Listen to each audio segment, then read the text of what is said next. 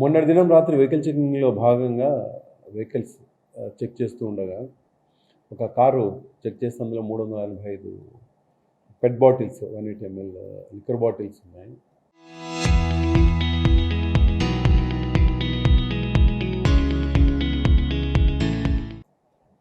ఆ car driver Somnath అనే వ్యక్తిని సంబంధించి విచారిస్తే మాకు వచ్చిన ఇన్ఫర్మేషన్ ఏమంటే అది ఆల్రెడీ సీజ్ చేసినటువంటి ప్రాపర్టీ అని తెలిసింది. ఎక్సైజ్ డిపార్ట్మెంట్తో సంబంధించి ఆల్రెడీ సీజ్ చేసిన ప్రాపర్టీ అని మాకు తెలిసింది. దాని మీద మేము ఒక కేసు రిజిస్టర్ చేయడం జరిగింది.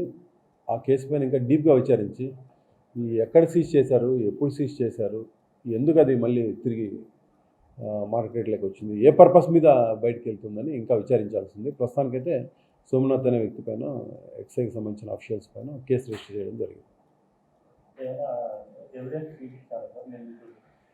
అది ఇంకా విచారణ జరుగుతుంది.